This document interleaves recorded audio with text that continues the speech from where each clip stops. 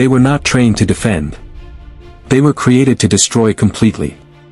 History remembers generals and kings, but behind every conquest stood units so lethal that their very presence decided the outcome of wars before the first blow was struck.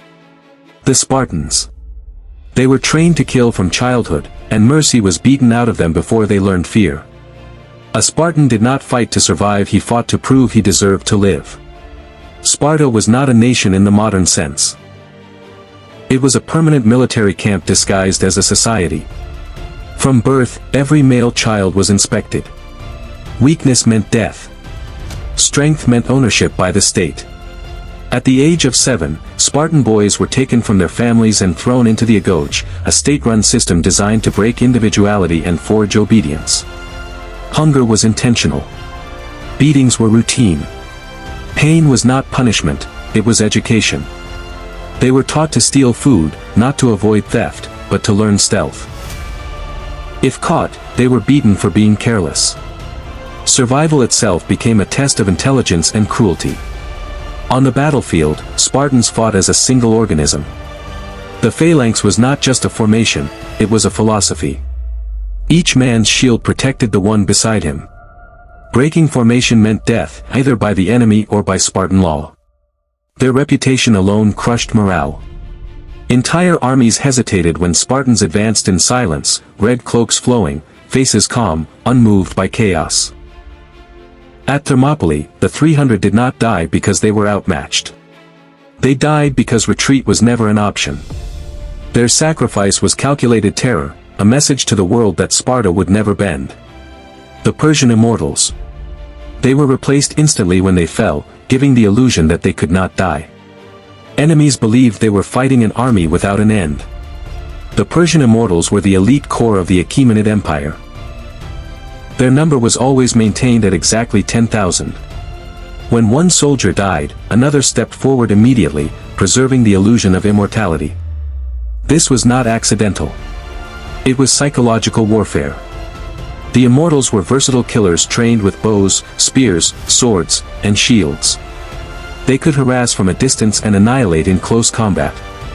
Unlike the rigid formations of Greek hoplites, the Immortals adapted, surrounded, and suffocated their enemies. Their presence meant imperial authority. Where they marched, resistance collapsed. Cities surrendered not because of numbers, but because defeat felt inevitable. To fight the Immortals was to fight the empire itself. Roman legionaries. They did not just defeat their enemies, they erased their identities. Rome's victories were written in blood and crucifixions. Roman legionaries were not elite because of natural talent. They were elite because Rome turned discipline into a weapon more powerful than any sword. Training was relentless. Marches covered brutal distances. Armor weighed heavily. Mistakes were punished publicly.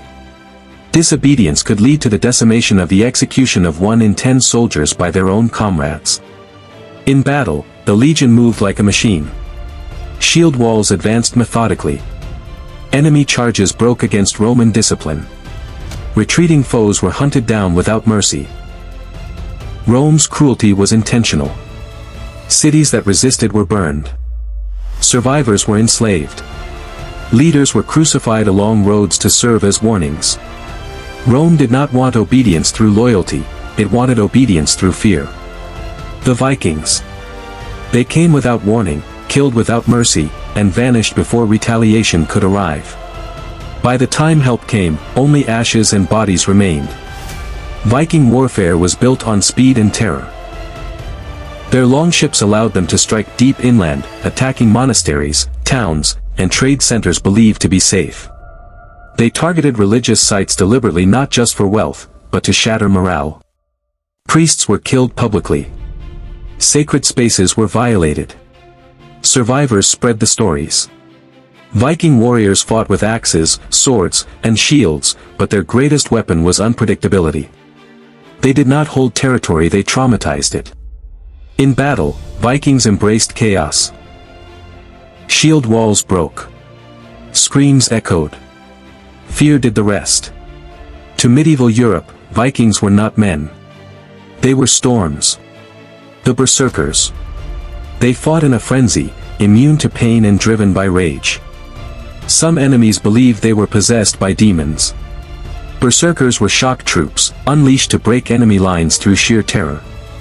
They entered battle in a trance-like state, screaming, biting shields, ignoring wounds that would cripple others. Whether through ritual, drugs, or psychological conditioning, berserkers lost fear entirely. They charged headfirst into formations, creating panic and disorder. Once unleashed, they could not be recalled. They fought until the enemy fled or until they collapsed. Their purpose was not strategy. It was psychological annihilation. War elephants. They crushed men beneath their feet and shattered armies without swords. For soldiers on foot, they were living nightmares. War elephants turned nature into a weapon. Towering, armored, and unstoppable, they smashed infantry formations and sent horses into panic. The sound alone trumpeting, ground-shaking footsteps broke morale before contact. Many battles were won before elephants even reached enemy lines. But they were unpredictable.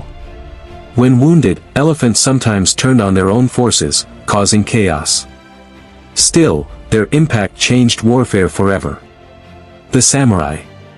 Failure meant ritual suicide. Honor mattered more than life. The samurai lived by Bushido, a strict moral code demanding loyalty, discipline, and absolute commitment. Dishonor was worse than death.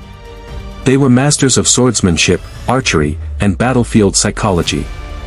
Calm, composed, and relentless, samurai intimidated enemies before blades crossed. Defeat meant seppuku ritual suicide to restore honor. This belief removed fear from battle entirely. A warrior with nothing to lose is the most dangerous of all. The Jomsvikings. Breaking their oath meant execution. Loyalty was enforced by death. The Jomsvikings were elite mercenaries bound by rigid laws. Cowardice, retreat, or disobedience was punishable by death. They fought with discipline uncommon among Viking forces, combining ferocity with structure. Their loyalty was absolute and lethal. The Templars. They fought believing death guaranteed salvation. Fear had no meaning to them. The Knights Templar were warrior monks trained for holy war. They charged when others fled, believing martyrdom was victory. They were disciplined, armored, and relentless. Their presence shifted battles through morale alone. Faith made them fearless, and therefore deadly. The Waffen-SS. They committed atrocities so extreme they redefined war crimes. They were not soldiers, they were instruments of terror. The Waffen-SS combined military training with ideological fanaticism. Loyalty to doctrine mattered more than humanity. They carried out mass executions, scorched earth tactics, and systematic brutality. Their goal was not just victory, it was annihilation. History remembers them as a warning of what happens when ideology replaces morality.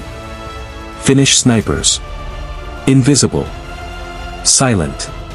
Unstoppable. Enemies died without ever seeing them. In the frozen forests of the Winter War, Finnish snipers turned nature into a weapon.